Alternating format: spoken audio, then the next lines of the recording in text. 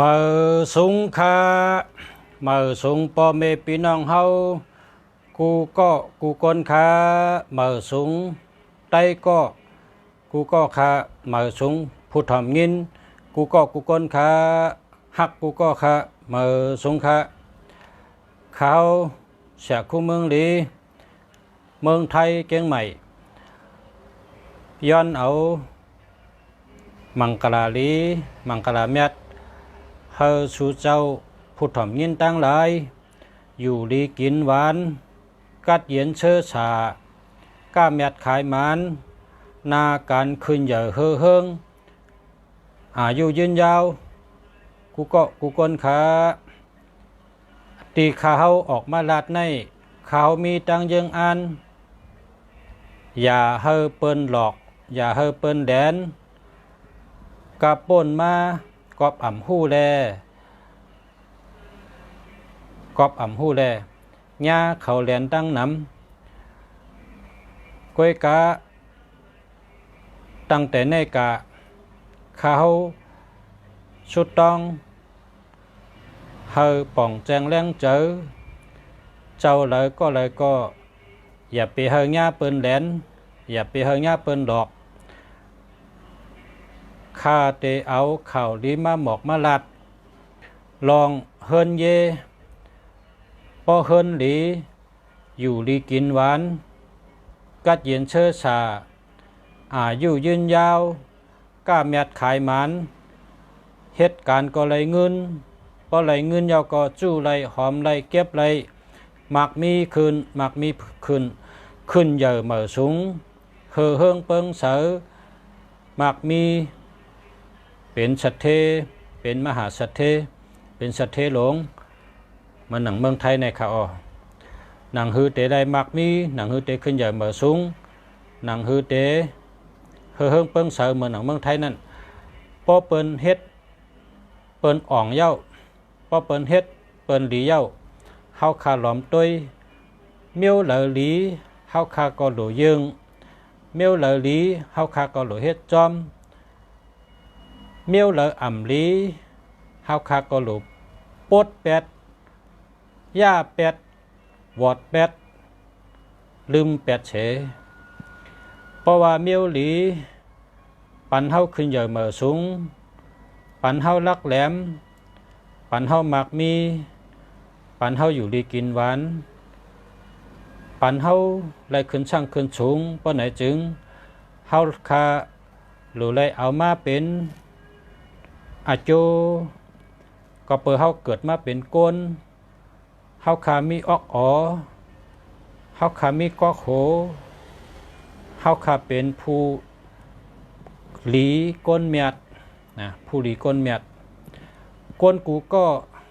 มีกูสู่กูก็ก้นกูก็เมียดไรกูก็ก้นกูก็กามดีกูก็จังไกเกิดเป็นก้นมาเปิ้นว่าคุณผีคุณช้างคุณจิกยาส่งเฮามาเกิดเป็นก้นปุณตาเตมาสร้างปารามีปุณตาเตมาเฮ็ดเธอในเมืองก้นในขึ้นใหญ่เหมือสูงปุณตาเตเฮอเมืองก้นในอยู่จอเฮออยู่ดีกินหวานเฮออายุยืนยาวเฮออยู่ดีมีเงินเฮามีตังเสื้อเจอเปิ้นส่งเฮามาเกิดเมื่อเปิ้นส่งเฮามาเกิดเป็นก้นเย้าเฮาคาก็หลเฮ็ดนาตีเฮาหลเฮ็ดปุนพรเฮาเฮาในเมืองก้นนี่มีลองขึ้นใหญ่เหมือสูงหนังกาเฮ็ดไรหนังกาปองเป็นไรหนังกาคัดใจยืนคึดยืนถึงไรเฮาคาหลเอาลองดีมาอุบเนกันมาลัดเนกันหลีเย้าเฮอหลีแทงมักมีเย้าเฮอมักมีแทงขึ้นเหย่เย้าเฮอขึ้นเหย่แทงแคมเย้าเฮอแคมแทงเฮอขึ้นเหย่เฮอเฮิงกูก็กูกวนขาเมื่อสูงขามาสูงขาเมื่อสูงกูก็ขาหักกูก็ขามาสูงขาคำในขาเอาตั้งหู้19ข้อนะเมื่อวันซื่นขามาปั่น23ข้อเมื่อในเอามาแทง19ข้อมีนำหนาคะ เพราะว่าสู่เจ้าเกียกเพราะสู่เจ้าเกียกถ่อมลองจังไหนจึงกดแช่น้ำกดถูกใจน้ำกดแช่ให้ได้ก็หันน้ำนะข้าเดียวมาลัดมีแทงน้ำนา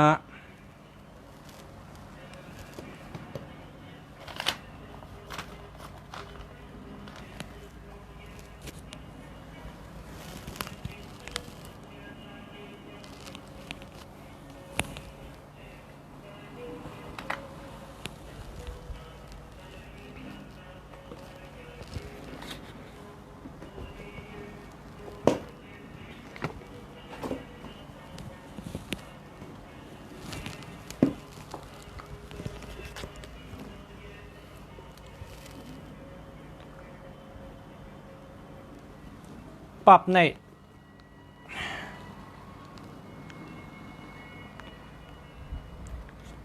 เนื้อหาหน้าปรับมันมีเป็น5ปรับไปเมื่อเดี๋ยวนี้ตึกดัดกว่า19ข้อแลตั้ง23ข้อก็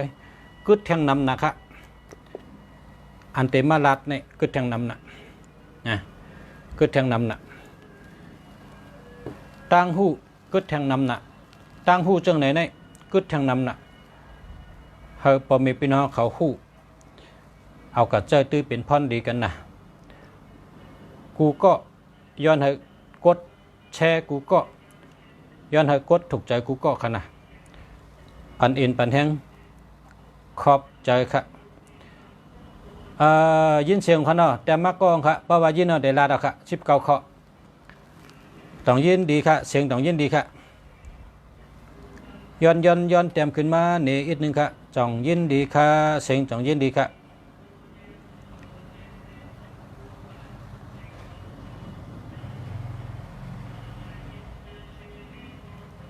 ไปตัวอยู่ค่ะเต็มขึ้นมาว่ายินดี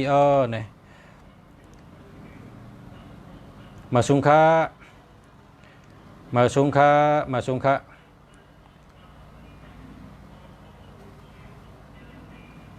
มาสุงค่ะมาสุงค่ะมาสุงค่ะไปหันเต็มกันเนาะไปหันเต็มค่ะพี่น้องเขามาแต่มีปาก59ก็ยาวค่ะยินดีค่ะยินจมค่ะยินจมค่ะยินจมค่ะยินจมเตะค่ะขอบใจนำค่ะสาธุค่ะ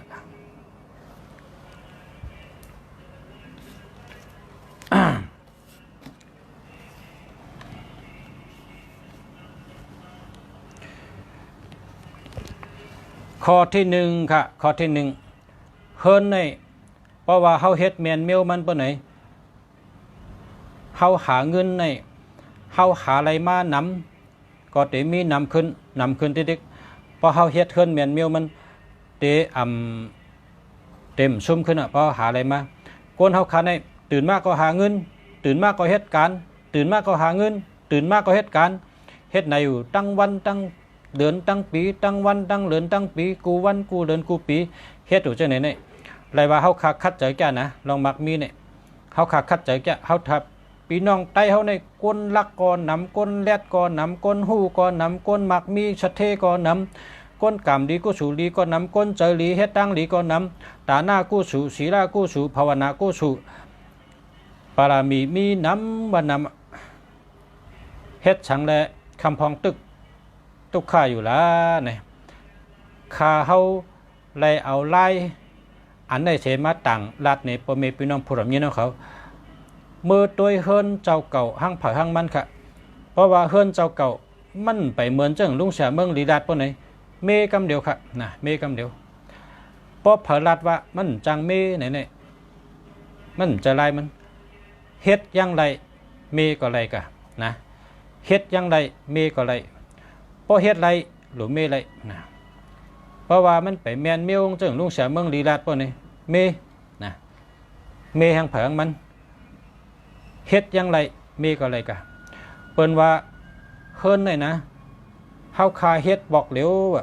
เฮิรนเลยเฮาคาเฮ็ดบอกเหลวก้อยกะเฮาได้จามพรดีมันกว่าตัวจัวสักป้องแคมพอเฮาเฮ็ดเฮิรนแม่นเมียวมันบ่ได้จึงเฮาเฮ็ดเฮิรนเอาเฮ็ดบอกเหลวกันเฮาทำแต่ได้คำพรให้มันกว่า ตัวจัวซากในว่าเตเลือกเอาข้อแล้วค่ะพอเมพี่น้องเขาเตเลือกเอาข้อแล้วค่ะเฮ็ดเฮิรนเหมียนเมียวมันเฮ็ดเฮิรนเหมียนเมียวมันเสียวแหละไล่จามพรดีอยู่ดีกินหวานกัดเย็นช้ำฉะมักมีขึ้นเหยอะเฮือเฮิงต่อจัวชักขาคนเฮิรนกูก็ค่ะอันนี้ข้อที่1ข้อที่2เฮ็ดเฮิรนพิษปากันตุกข้าตั้งหอตั้งเฮิรนเฮ็ดการอยู่ตั้งปีตั้งเลินตั้งวันตั้งเลินตั้งปีอำได้ลืออำได้เศร้าซ้ำหันมักหันมีไหลมังปอกซ้ำพิษกันมังปอกซ้ำเป็นย่อกะเฮิรนช่องหลังในเกียกหลังเลยค่ะละพ่อแม่พี่น้องเขาเกียกหลังเลยค่ะพอเกียกอันที่1ก็เฮ็ดจอมหนังลุงฉะเมืองหลีลาดค่ะละเพราะว่าเกียกหลังที่2อันลุงฉะลาดก็กำเจอขนออัมบาสังกะเอาค่ะ เฮิรนเมื่อไหร่แต่มี19ข้อเนาะ19ข้อเฮิรน19นะแต่ไม่6ข้อเมื่อไหร่เฮิรน19ข้อที่1เฮิรนจันเดียวนะเฮิรนจันเดียวนะพอ2จัน3จันในหลุดโทษถามลุงแจกเนี่ยมันนำนะเฮิรนจันเดียวนะพอเฮิรนจันเดียวในพักดูมันหรือได้ผุยเข้านะพักดูมันหรือได้ผุยเข้าเย้าก็เพราะว่าเฮาจุกที่พักดูนะพอเฮาจุกที่พักดูเฮาไหวเข้าเฮิรนเฮาเนี่ยพอเฮาลุกตั้งนอกเข้าเฮิรนน่ะพอเฮาจุกที่พักดูเขาเมื่อนะเฮิรนเนี่ยภายซ้ายมือเป็นตาลูกยิงนอนนะภายขวามือเป็นตาลูกใจเฮานอนนะเพราะว่าปนอนพิษจะเป็นชังคาลาเนี่ยเพราะว่านอนพิษปนไหนจึงโกนใจนอนไผ่ไม่ยิงพอใหญ่มาเจอได้เป็นไม่ยิงนะครับปนอนพิษเพราะว่าไม่ยิงนอนไผ่โกนใจพอ6 ปี 7 ปีก็ใหญ่มาเจอเขาตีเหมือนก้นใจนะครับว่าเนี่ยพอนอนพิษก็ตีเหมือนหนังลุงฉลาดเนี่ยนอนก็อย่าไปนอนพิษเฮ็ดเฮิรนก็อย่าไปเฮ็ดพิษ นะจองปองเจอพอลูกตั้งนอกเข้าไปเข้าเฮิรนเขาน่ะพอลูกตั้งนอกไปเข้าเฮิรนเขาเนี่ยภายซ้ายมือเป็นตาลูกยิงนอนภายขวามือเป็นตาลูกใจนอนนะ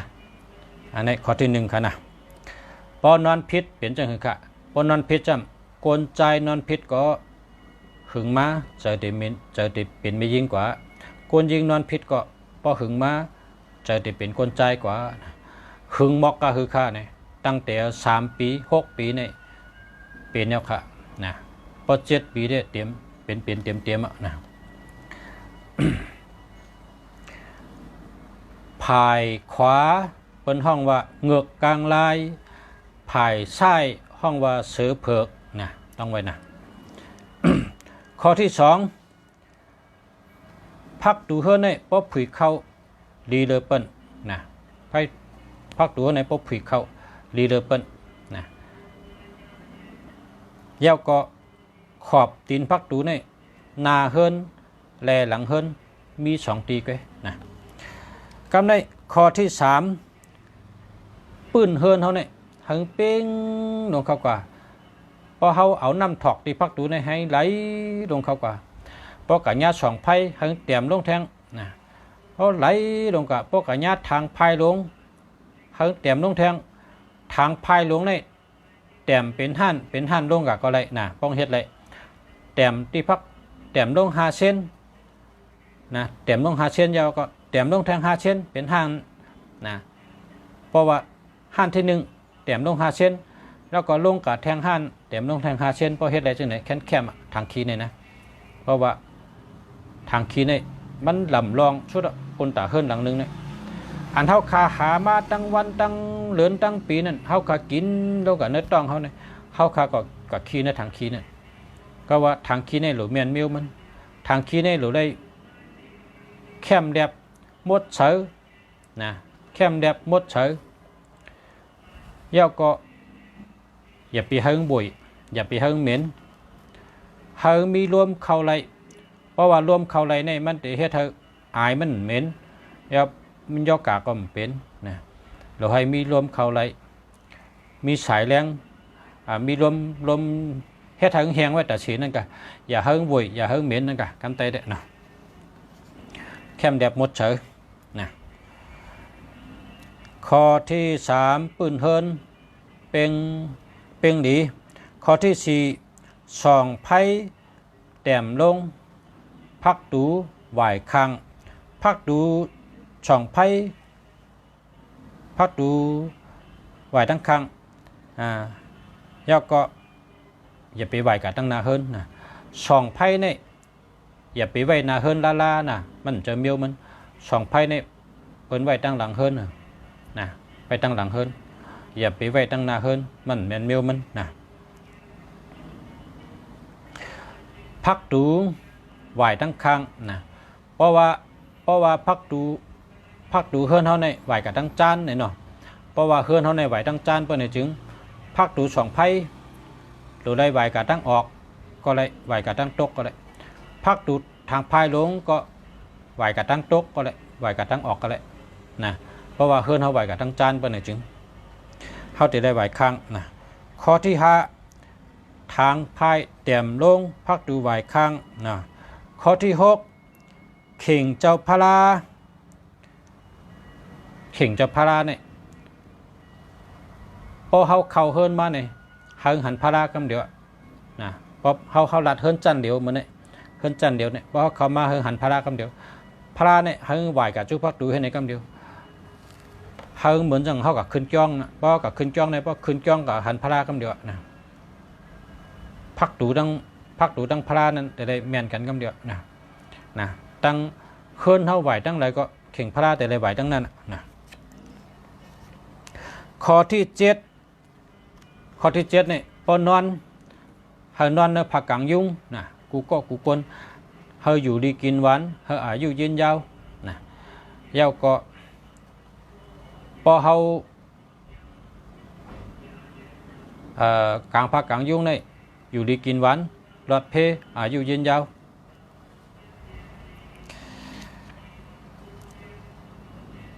ข้อที่8พักดูหน้าและพักดูหลังเนี่ยหรืออะไรมีขอบดินมันพักดูในหรืออะไรมีพักดูหน้าและพักดูหลังอาเย่ใหญ่ลำลองเตะกวนเขาค่ะปกกินเขาก็หลูขี้ปกกินเขาก็หลูขี้มีเมียวเลยกินย่อมขี้สัตว์อีสังก็ยะปกกินเขาขี้กูเมียวเฮิรนกวนก็ยะพอมีหูเข้าก็หลูมีหูออกนะพอมีหูลมเข้าก็หลูมีหูลมออกนะอันนี้แต่ละเฮ็ดทางเมียนเมียวมันสังว่าพักดูตั้งหลังเนี่ยจังเฮ็ดค่ะมันก็เตือกพาไปเลยนี่ก็หลูมีหูปะแตงปันค่ะข้อที่9นะข้อที่9นี่ให้มาเร็วข้อที่9อันนี้เปิ้นห้องว่าหม่าน8หน้าเนี่ยนะหม่าน8หน้าหม่าน8หน้า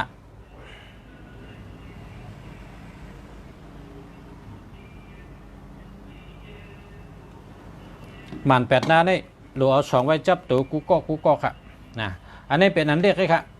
มีอีดอดนี่มี3นิ้วกันเนี่ย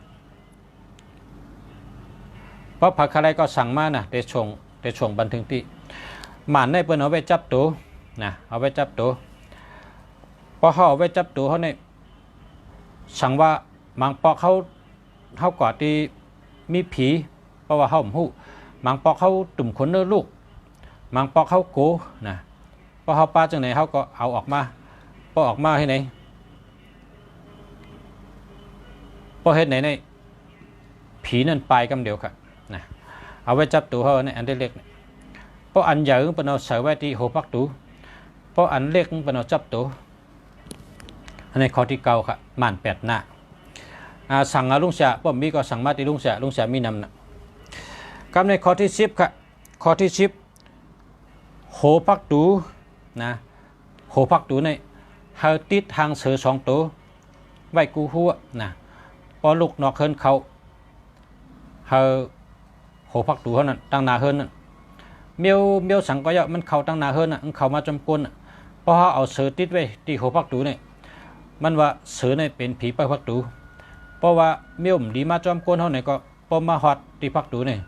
เสือเนี่ยตีลาดว่าเฮ้ยกวนก็เข้าได้สุดจะเนี่ยเข้าเฮินได้เนี่ยเสือแต่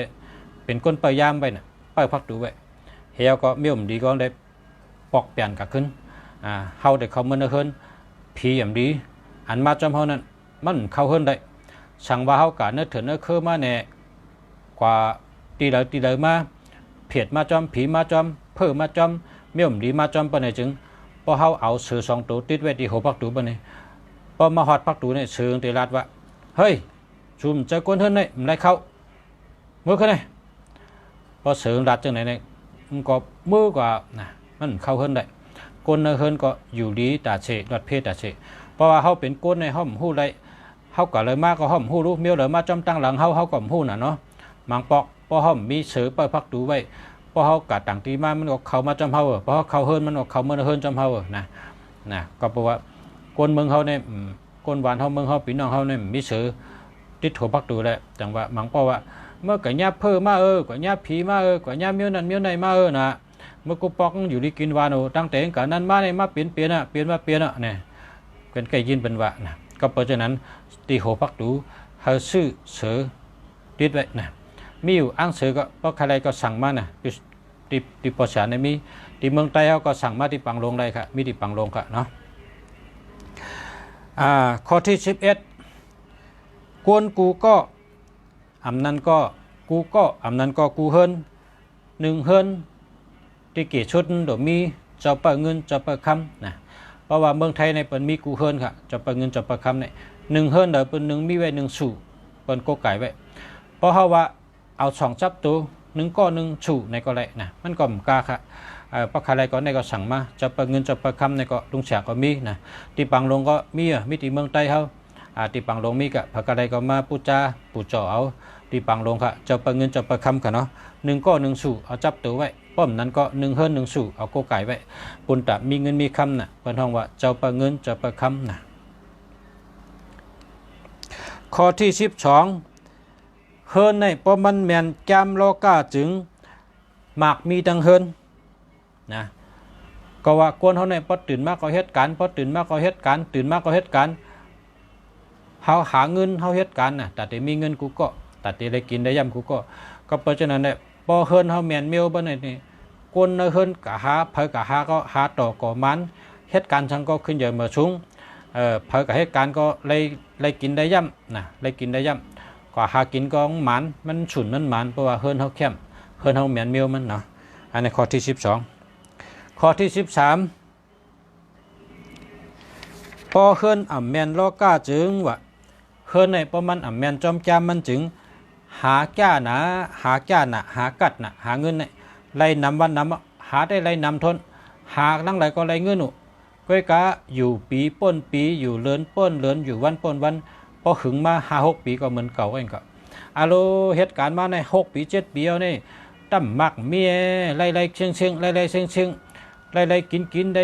กินเต้าได้กินได้ใจแก่นายเนี่ยก็เปิดว่าเฮิรนเขานั้นมันแมนเมียวมันเขาคัดใจหาทนเอาเงินได้หาว่าหากูตั้งเฮ็ดกูเมียวเปิ้นว่าเมียวเหลืออะไรเงินก็เฮ็ดแกมก็แกมเฮ็ดก็เฮ็ดนะอาโลเฮ็ดกูเมียววัดกูเมียวการงานเนี่ยก้อยกะ6 ปีเป็นชัดเทเนี่ยปากก็เฮิรนเขาขาเฮ็ดแมนเมียวเงินเขาก็ไล่มานำเพราะไล่มานำก็เชิงนำไล่มากี่ก็เชิงกี่นะไล่เชิงไล่เชิงเฮ็ดนั่นน่ะมันเฮ็ดเฮิรนให้มันแมนเมียวมันเนาะเฮิรนนี่เป็นตัวเก็บนะเฮิรนนี่เป็นตัวจู้เงินนะโกนนี่เป็นตัวหาเงินโกนในอันต้องเฮียลูกกะหาเงินลูกกะหาเงินน่ะโกนในเป็นก้นกะหาเงินเฮิรนในซ้ำเป็นตัวเก็บเงินตัวจู้เงินค่ะเฮิรนเฮาในหลุมแมนเมียวมันค่ะเนาะคำในข้อที่14ค่ะข้อที่14เพราะว่าบ่มีพี่น้องเขาหมอเฮ็ดเฮอน่ะเพราะเผามีเฮอไว้ในเฮิรนนะเฮอน่ะเฮอในเป็นมังกรค่ะเนาะเพราะว่าเผอมีเฮอไว้เฮอเอาโหมันออกเฮิรนนะเพราะเผอมีเฮอเพราะเผอมีเฮอในมันลูกกะ ต่างเงินต่างคำมาค่ะเปิ้นเอาโหงออกเปิ้นเอาโหงออกมันจะได้กัดต่างเงินต่างคำมาปันเท่าเพราะเขามีเฮินเฮินเพราะเผอมีโลโวเก่าๆนะโลโวเก่าๆตึกลีอยู่กูเมียวการคล้องก็หลีหมักก็หลีโลในตึกแคมน่ะนี่ก็เอาโหงออกนะอย่าไปเอาโหงเข้าลุมลาไว้หลีมุงไว้หลีนะโลเก่าเก่าอันเฮายำเจอให้ได้หาเงินปันเท่านั้นนะพอเฮาเหมือนจังพี่น้องไต้เนื้อโป้งเนี่ยก็เฮาว่าเนื้อโป้งที่ตั้งจันต่องกี้เนี่ยเปิ้นเจอเขากันนั้นเมื่อลุงเสียเป็นลูกอ่อนในลุงเสียยำกว่าอยู่วันปังวันสายเล่ว่ะน้ำกดน้องหวานภายลิ้นห้ำโพห้ำชื่อแล้ววันแห้งจะได้เนาะยำกับถังทั้งปุ่นกว่าตั้งหลายก็เป็นเจอค่ะที่นั้นพอลงเฮินก็เจอค่ะเขานั่นพอเขามีไว้พอเขาโกไก่พอไหนจึงก็แปลว่าเขายำเจอมันมาเนี่ยเอาโหมันออกเฮินน่ะอย่าไปเอาโหงเขาเฮินน่ะเอาโหงออกมันจะเป็นวิ่งเงินเฮาก็กะต่อเงินมาปันเฮากะต่อเขามาปันเฮากะต่อน้ำมาปันเฮากะต่อดีๆมาปันเฮามีอันเฮาโหลนั่นน่ะพอเฮายำเจอไหนได้มันก็มีผีไปกะเป็นว่าเหมือนจังโกนก็เลยแหละยำคับลำไหนเนี่ยพวกโกนในซ้ำไปวางตายกะก็ผีนั่นมันกว่ารู้มันขึ้นมาฮอลำนั่นน่ะมาเปิดลำนั่นน่ะมันเป็นพวกโกนในตายกะเนี่ยก็อันโกนอันยำเจอนั่นมันกว่ามันขึ้นมามันก็เพราะฉะนั้นเนี่ยพอเผยมีไว้ให้เอาโหมันออกนะอย่าเปียวโหเขาเฮิรนนั่นน่ะในข้อที่14เนาะข้อที่15ข้อที่15โกนเฮาคาในหลูมีพระลานะหลูมีพระลาเป็นเจ้าอันลีพระลาเป็นเจ้าลีในมี1สูพอมีพระลาเย้ามี1สูก็ได้มี3สูก็ได้มี5สูก็ได้นะพระลานะพอมีพระลาเย้าหรือมีเจ้ายาหันตะเจ้าศิวลีเจ้าอุปกุเจ้าสังเกตเจนะมีเจ้ายาหันตะพอมีเจ้ายาหันตะหรือมีคุณผีคุณสังนะคุณสิกยาจะไหนมันติดจอยเขาหมากมีพอมีพี่น้องเขาอันในเมืองไทยในประเทศไหนเขาเมืองไทยในเป็นเมืองสัตเทเป็นเทศเหมือนจังลุงเสียในเขาพระลาก็มีกูเฮิรนเป็นไว้พระลาสูงเพราะไว้พระลาสูงในอันเจ้ายาหันตะเขานั่นเจ้าศิวลีเจ้าอุปกุเจ้าสังเกตเจเสมกาเจ้ายาหันตะเจ้ายาหันตะมีนำนายาหันตะเปิ้นก็นับถืออันทอดอันเมียดอันสานได้วินได้ในมีนำนาอันสานได้วินได้นำนาเจ้ายาหันตะในนำนาแล้วก็พอในเมืองไทยเขาก็ลุงเส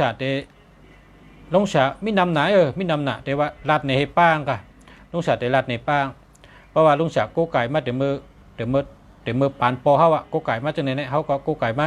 ปอเท้าเขาก็เป็นฉลาปอเท้าก็เป็นฉลา3ฉลามาถึงปอเขาก็เป็นฉลาเขาก็เป็นฉลาเนาะโกไก่มาเจ้าป้าในเจ้าเสียปิญญาพ่อกะเจ้าเสียหลงเจ้าเสียยุ่มปองเมืองสู้นะครับว่า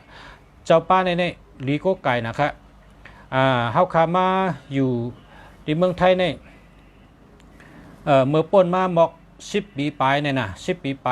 20 ปีจะไหนโยเฮาคาเฮ็ดเฮาคาพิมพ์ออกมาป้อออกมาหาเหงเฮาคากัดแจกบันตีวันตีเมืองไทยเนี่ยก็เป็นห้องว่าเมืองผังนะเฮาแหละเฮิรนอันเฮากัดแจกนั่นเจออันมีเฮิรนอันมีเจ้าเมียดเมืองสูเนี่ยเฮิรนอันมีเจ้าเสียปิงยาพ่อกาเนี่ยไพ่ไม่ค่ะเมื่อนั้นท่านไพ่ไก่ไม่นะคะวันพบไพ่ไม่ร้อยพบไพ่ไม่เถินมาเนี่ยอยู่เฮียก็ไพ่มาไม่เฮิรนเขาเพราะว่าเฮิรนเขาเนี่ยเป็นเฮิรนมุงตองมุงค่าเนาะ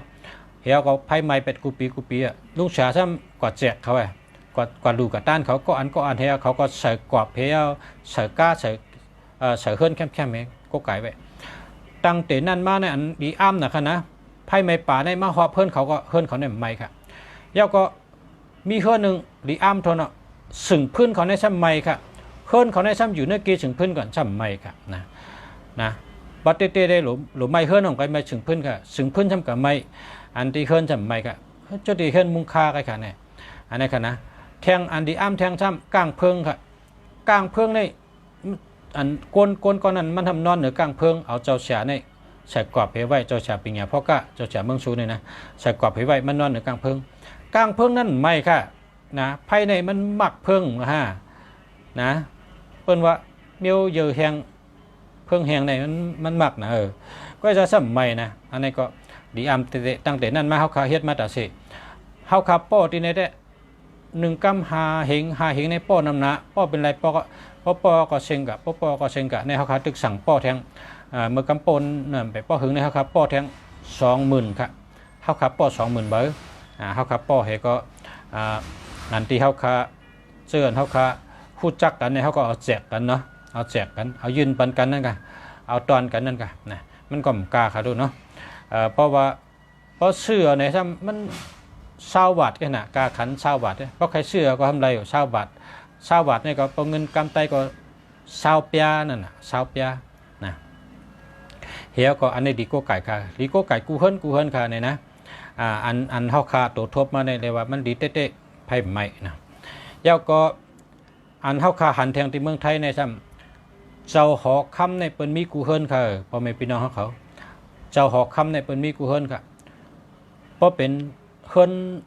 รนจับดีหนูในได้มีกูเฮิรนค่ะเจ้าหอคำเนี่ยเพราะเป็นจ้องในก็มีกูจ้องค่ะนะอันนี้ก็ลุงเสียเมืองลีเตอยู่ที่ในเมตตายากคำย้อนเมตตาอย่านำหูเงินหูคำเจ้าเขาตั้งหลายนะย้อนลาดว่าเจ้าหอคำใต้เขาก็มีอยู่เจ้าเสือขันพระมหาราชานั่นเจ้าหอคำใต้เขาเจ้าเสือขันพระมหาราชาเอาหางเจ้าเสือขันพระนี่โกกายไว้กูเฮิรนกะกูหอกูเฮิรน1 เฮิรนให้มี1 อันใส่หมันก้าแคมเม็ดไว้แล้วก็เอาไว้ตีเหนือจ้องนะไว้ตีจ้องพอเป็นจ้องในก็ไว้กูจ้องค่ะว่าจ้องใต้ว่าจ้องเผยค่ะพอเป็นจ้องในเมืองใต้เขาในไว้ได้กูจ้องค่ะเฮ็ดแคมให้เอากับดูไว้ที่จ้องเอากับใส่ไว้ที่เสาจ้องค่ะนี่เมืองไทยในเป็นเฮ็ดหลู่ค่ะเนาะอันพอเผยอยู่กันเลยก็เฮ็ดหลู่ค่ะห่างเจ้าเสือขันผ้าห่างเจ้าหอคำไตเจ้าหอคำไตนี่มันเป็นเมืองใต้ขนาดเนาะอันอยู่ในเมืองใต้กูก็กองอยู่ใต้หอคำนี่นะเป็นมีบุญเป็นมีอำนาจเป็นมีปรามีค่ะเนาะเราเลยโกไก่กูก็กูก้นค่ะเพราะว่าเมืองไทยเนี่ยเป็นโกไก่แห่เป็นขึ้นจะมาสูงในก็มีแทงตีลำปูนในก็ตีลำปูนในเมื่อเตจ้าในเขาเฮ็ดลูกน้องเป็นเฮ็ดลูกน้องเป็นลูกจ้างเป็นเขาก็อยู่ในสวนเป็นเนี่ยกับผูกพักก้มไล่กับเลี้ยงไก่ก้มไล่เขาเปิ้นปันเลี้ยงค่ะไก่ก้มปันเลี้ยงพักก้มปันผูกนะปันเขาให้เขาเปิดชวนเนี่ยนะเป็นก็จ้างเขาเปิดปันเงินเดือนนี้เขาก็เปิดให้เขาจะมาลัดในลุงเสียว่ามาลัดในลุงเสียเขาขายในเปิดชวนเปิ้นในพักก็เปิ้นปันผูกไก่ก็เปิ้นปันเลี้ยงค่ะอโลเนี่ยแล้วต่อเตะอะไรเงินเดือนให้อะไรซื้อกินซื้อยำไม่อยู่ในแกนี่นะลุงเสียว่าลุงเสียลัดในสูเอาเจ้าหอคำเขาเจ้าเสือขันผ้าในเมื่อโกไก่แล้วพอไรเมื่อเจ้าหอคำเอาเมื่อเสือหมันแคมให้ไว้ต่างช่อมตองกูวันน่ะหลูน้ำกัดเทหลูเต้นหอมเฮไว้กูว่าแน่เนี่ยเขาก็เอาเมื่อเฮ็ดจอมค่ะอันนี้ตัวเหลียวเนี่ยพอเผยใครหู้ใครหันก็จี้ในไรกำเดียวค่ะจำเพิงเมื่อโกไก่เนี่ยนะข้าวตั้ง3 เดือน4 เดือนมาเนี่ยโปเลี้ยงไม่เลี้ยงเนี่ยลีเหมือนปอเหมือนแม่ค่ะลีเหมือนหือเนี่ยตัวเหลียวเนี่ยพักก็รัดว่าผูกไอ้ลูกผูกน้ำไหมผูกน้ำชวนกว้างก็เป็นเนี่ยเพราะสูบผูกน้ำเพราะกินเช่นก็เอากับขายเนื้อกัดน่ะเพราะกินเช่นก็หับกับขายสุดแต่เลยมีเงินมีคำผูกน้ำไหมผูกกูเมียวพักคำก็ผูกอะไรน่ะเลยทำไปซื้อเจอมาปั่นกันว่าซื้อเจอโถเจอแตงเจอมะเขือเจอมะพิษซื้อมาปั่นกูเมียวก็เป็นเจอพักเขียวเนี่ยซื้อมาปั่นหลายๆเนี่ยมากลางผูกไอ้ลูกผูกน้ำผูกไอ้กินเนี่ยเพราะกินเช่นก็เอากับขายทำมาเนี่ยจะหักเหมือนลูกเหมือนล่างอันไหนใช่ไหมหมูก็เลี้ยงไก่ก็เลี้ยงไอ้ลูกช่วยแต่เลยมีเงินอยู่ในสวนอยู่หลายๆก็ไก่ก็เลี้ยงหมูก็เลี้ยงไงอยู่ไกลเพื่อนเนาะเนี่ยว่าเดี๋ยวดูอะไรว่ากุ้งเจ้าหอคำเขาเจ้าเสือขันพระมหาราชาเนี่ยแห้งกระหืออันว่านั้นอันนี้เป็นชักเสหลักฐานมีเต๊ะๆค่ะสังว่าโปรเมพี่น้องเขาเคยมาถ่ายวิดีโอก็คาได้ลาดนี้กองลาดนี้เฮิรนมันปอตั้งเมตั้งลูกตั้งล่างเขาลาดมาขำเมื่อเราเขาว่าอาโลเขาในพระเต็มไปมีอันไหนเกเขาโกไก่มาของเขาไปมีเงินปูจ้างน่ะพระเต็มไปได้ปูจ้าแต่เขาก็ต่างซ่อมต่อเจ้าหอคำในเกเขาไว้ในเกเขาไว้มาในดีกูเมียวเนี่ยเขาลาดตาเสเพื่อเขาเลยเลี้ยในกับเป็นพี่น้องเขาเจอในวันเจนเขามาเมื่อโกไก่กูก่อค่ะเนี่ยอันนี้เป็นอันเตงค่ะเนาะรู้จักเมืองดีป่องข่าวป่องเลี้ยงพอมีพี่น้องผู้ถมยี่น้องเขาโกไก่กูก่อค่ะอันคารัดเนี่ยนะเพ พระเป็นเจ้ายาก็เจ้ายานตาเจ้าอุปกุกเจ้าศิวลีเจ้าสังเกตเจคุณพีคุณช้างคุณชิกะอันทอดอันเมียดแล้วก็เจ้าเสียลงเฮาคาเจ้าจ่าปิญญาพ่อกะนะแล้วก็เหลือนั่นก็ดีอยู่ค่ะอันมีตั้งนำกะอันดีฮะเนาะยาวก็อันเจ้าหอกคำใต้เฮาเจ้าเสือขันพระมหาราชาเนี่ยฮาไรโกไก่กูเฮิรนค่ะเนาะหนึ่งเฮิรนในมีหนึ่งอันจอมกยองเฮาน่ะกยองในเมืองใต้ในกูเตี้ยกูกยองเฮามีไว้เฮาคาหลูเฮ็ดเฮาเอากะลูค่ะนะเพราะว่าเจ้าเสียเขาเฮาขามาย้อนดูค่ะเจ้าเสียค่ะมุนจังเจ้าค่ะเจ้าเสียค่ะเฮาขามาย้อนดูค่ะเนี่ยเฮาเอากะหอยไว้ที่เสากยองนั่นดอกไม้หน้าให้หอยไว้ที่เสากยองค่ะเนาะไว้เหนือกยองเพราะเจ้าเสียเขาเจ้าสังขาเจ้าเขาไว้พระกังคำกังเนยเปิ้นก็หยาดน้ำเปิ้นก็หยาดน้ำแล้วก็มวยกุชูนั่นน่ะเจ้าก็ได้กุชูเฮาคากวนกะหลุงก็ได้กุชูกวนเจ้าก็ได้กุชูกวนน่ะเนาะปารามีเฮาได้ขึ้นก็ว่าพวกเฮาเฮ็ดเฮาจังไปรายการนี่นะพวกเฮาเฮ็ดเฮาไรเพราะว่าลงปองจึงในเปิ้นพอกตั้งปางลงต่อถึงต่องเกี้ยวค่ะเปิ้นพอกตั้งกาปะเนาะตั้งกาในเปิ้นสื่อพิรัตมีพวกเข้มลงกับต่อถึงต่องกี้ค่ะปางลงถึงต่องกี้ในเปิ้นสื่อพิรัตมีเข้มนะตั้งกาเข้มนะเนี่ยเปิ้นเฮ็ดปันตั้งนะพอเฮาหอกากะจังเฮาได้เพียวหือต่องกี้นั่นเฮาเพียวเลยหรอพอใครเพียวต่องกี้เฮาก็ดูฮอกาลงกับจอมตั้งต่องก็เพียวต่องกี้เลยเหมือนนั้นค่ะพอมีพี่น้องเขาพอลุงฉาในลาดในสู่เจ้าพอสู่เจ้าเฮ็ดสู่เจ้ากำไรก็สู่มันนะพอเฮ็ดก็ไรก็สู่ปารามีก็เย้าตั้งหลีก็เย้าเฮาหลุดตัวเฮาหลุดเฮ็ดจังกันไรมานะจังไกมีมาจังไกไรมาเข้าคาใครมีเงินนะลุงฉาดไตเต้นจูปานานาไตเต้นจูปันไตเต้นดาปานเอาเนี่ยพอสู่ซ้ำนอนวันให้กินน้ำเนียงนอนวันให้กินน้ำเนียงให้ไหนได้มันเหือมีได้ละเพราะว่าไตเต้นจูปันไตเต้นลาปานเอาในสู่ก็หลุดกะก้ากะขายเมียวเลยขายดีซื้อให้ขายการไม่เลยแก่เฮ็ดได้ให้ไรเงินนะกล้าขายอันเลยซื้อไรอันเลยขายไรเล่หลาเลยเมียวเลยขายดีเมียวเลยเชื่อมีอเมตเมียวเลยเฮ็ดเอาขายดีเฮ็ดได้เนี่ยหรือเฮ็ดจังนั้นเพราะว่าแต่เต้นจัวในก็ตัวเฮาคาโหลใกล้เนาะเพราะขาใกล้เฮาคาก็ได้อ่องได้มันนาการสังก็เยาตัวเฮาโหลลูกเฮ็ดเฮาคาใครมีบุญใครมีปรามีใครมีอำนาจเฮาคาก็โหลเฮ็ดอนุสารัตนี่โหลเฮ็ดจอมกูเมียวนะแต่ได้ดีขึ้นมันเมืองไทยเนี่ยขนาดเนาะพระเป็นเจ้าก็หลมีเจ้ายานตาก็หลมีคุณพี่คุณช้างก็หลมีเจ้าเฉาลงเฮาคาเจ้าเฉาปิญญาพ่อกะเมืองสูเจ้าเฉาเงางูนหลงมุกจุ่มสังขาจึงใต้อันนั้นเจ้าเฉาปิญญาพ่อกะอันนี้ก็หลมียาวก็เจ้าหอกคำใต้เฮาเจ้าเสือขันพระมหาราชาอันนี้ก็หลมีกูเฮิรนแล้วก็เฮ็ดเอากะหลูจ้องไว้กูจ้องจ้องแล้วก็หลูเลยเจ้าสังขาเขาเจ้าเนี่ยเขาเมตตาลีเขาเวเนี้ยผีสังสัตว์ก้นในคำห้ามหรอกอย่าไปมาหลูจ้องเฮาในคำบาละพอเขากะรู้เนี่ยเขาว่าเลียตะกาจมตะกาเนี่ยเขายังจมเหี่ยวก็ปันพรเขาปันสเปเดียวแทงกว่าเขาจมน่ะยานสังขารเนี่ยเขาเป็นผู้เจอลีเจอแมดผู้มีธรรมตาลาเนี่ยเจอเขาเจ้าเนี่ยเป็นเจมผีสังสัตว์ก้นเนี่ยเขาหักเพ่งเพ่งกันหมดแล้วนะเขาหลูเฮ็ดกะรู้ไว้คำละคำท่านะเขายังจมกว่าเพราะเขากะรู้นะก็ตัวเขาหลูลูกเฮ็ดนั่นน่ะกูก็กูก้นกันเนาะตื่นกันกูก็กันเนาะเฮ็ดกันกูก็ค่ะข้อที่15เนี่ยนะหางพระเป็นเจ้ากันต่อค่ะพระเป็นเจ้าเมียดแลสังคุณใจจยานตาแลสังคุณผีคุณช้างแลสังเมียวเมียดนะเมียวเมียดเฮามีไว้คือขอคือคนเฮาพอเฮาไว้คือขอคือคนเฮาในพอเฮาไว้ไหวนางออกกอตั้งพักตูสังว่าเฮาได้ก่อตั้งนอกมาก่อต่างที่ต่างตั้งมาโปมิวมดีมาจอมในก็มันก็เข้าเฮิรนไหลนะคะในกองจอยเฮาค่ะเนาะข้อที่16ค่ะ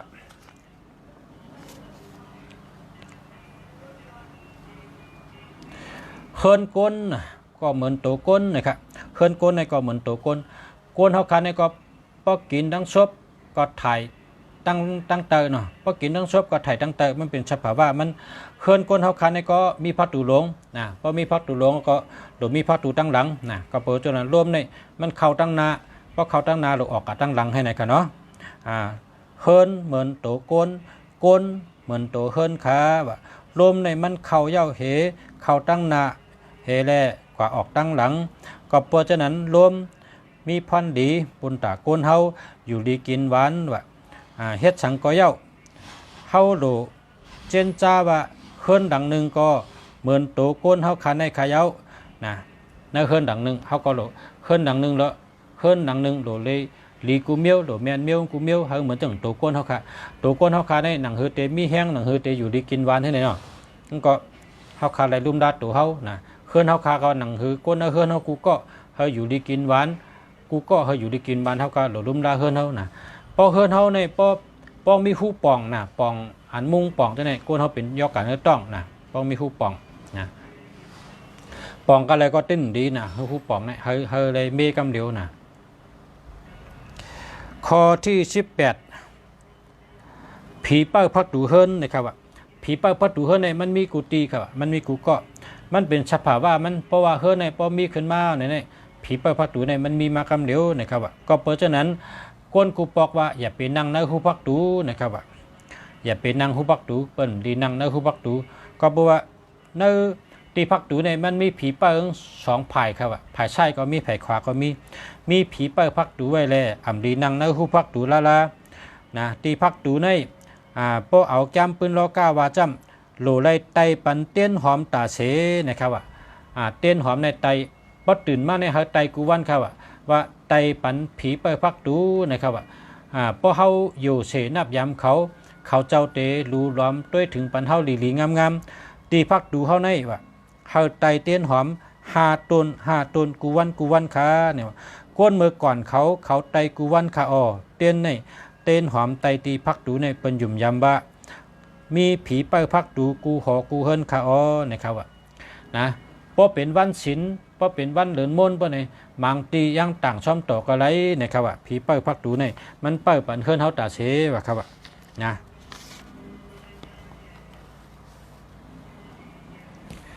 แล้วก็ข้อที่17ครับข้อที่17ในว่าวันดีเฮ็ดเฮิน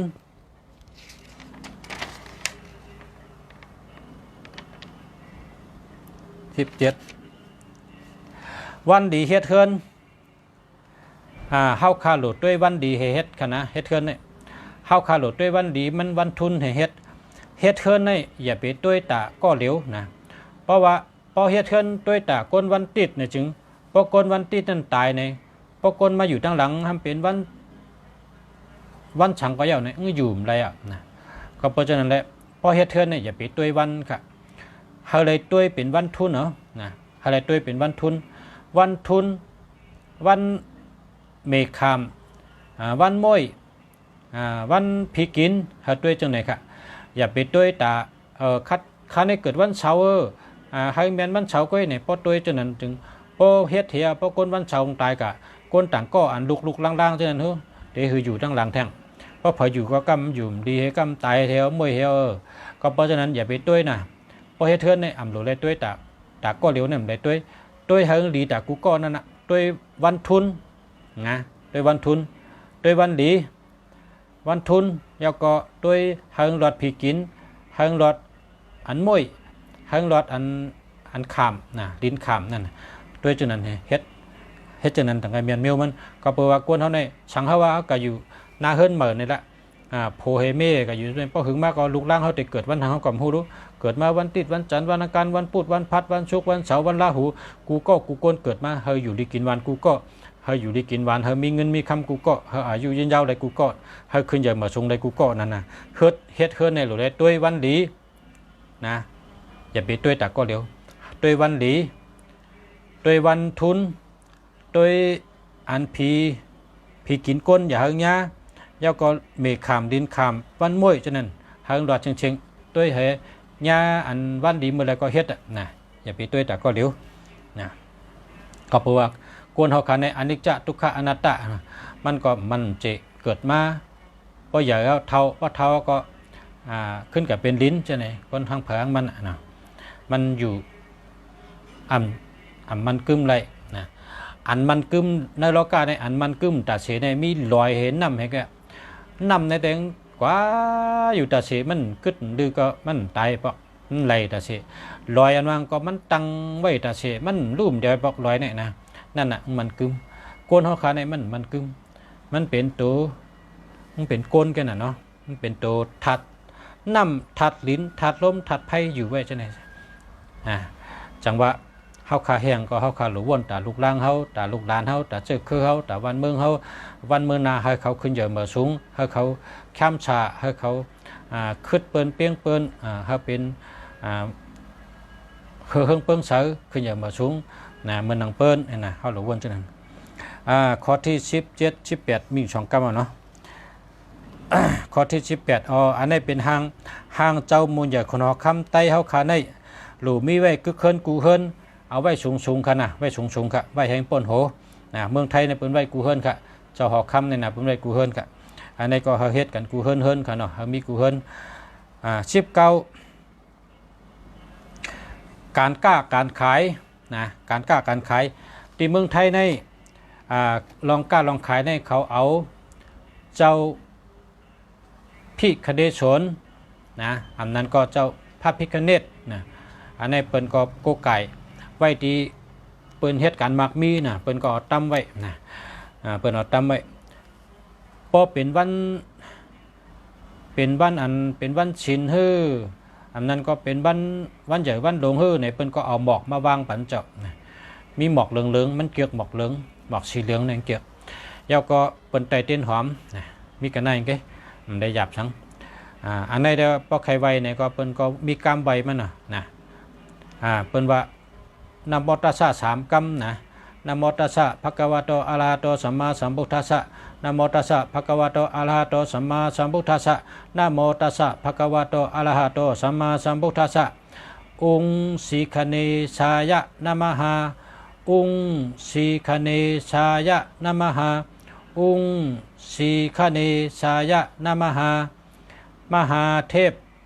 มหาเทพมหาเทพมหาราชามหาราชามหาราชาผู้ยิ่งใหญ่ผู้ยิ่งใหญ่ผู้ยิ่งใหญ่เทพแห่งความสำเร็จเทพแห่งความสำเร็จเทพแห่งความสำเร็จสาธุสาธุสาธุวันไหนแกะเพราะปิ่นกรรมใต้เขาก็ว่านะโมตัสสะเนี่ยก็นะโมตัสสะนะโมตัสสะ3กรรมเนี่ยเป็นกันต่อขนาดเนาะกรรมกันต่อเจ้าเย้าก็สีคเนชายนามหาเนี่ยมันเป็นเจ้าขุนช้างโหจ้างนะครับว่าเจ้าขุนช้างโหจ้างมหาเทพอันวังเจ้าขุนช้างหลงเจ้าขุนช้างหลงเจ้าขุนช้างหลงนะครับกรรมใต้เขามหาราชาอันวังเจ้าขุนหลงเจ้าขุนหลงเจ้าขุนหลงนะครับมหาราชาเนี่ยผู้ยิ่งใหญ่อันว่านั่นเป็นผู้ยิ่งใหญ่นะใหญ่เต้ใหญ่ว่านั่นกะผู้ใหญ่หลงผู้ใหญ่หลงผู้ใหญ่หลงใหญ่เต้ใหญ่ว่านะผู้ใหญ่ใหญ่หลงหลงนะใหญ่เต้ใหญ่ว่าผู้ใหญ่หลงผู้ใหญ่หลงนะเทพแห่งความสำเร็จอันว่านั่นแต่บอกว่าเจ้าขุนช้างผู้อ่องมันเจ้าขุนช้างผู้อ่องมันเจ้าขุนช้าง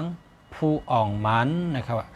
อ่องมันกูเมียวนะครับว่าอ่องแมงกูเมียวอ่องแมงกูเมียวอ่องแมงกูเมียวนะสาธุสาธุสาธุนะกรรมไตเขาก็ว่านั้นอันนี้ก็เป็นโกไก่น้ำมานำกะที่ในเมืองไหนกันเนาะจังว่าพอมีพี่น้องเขา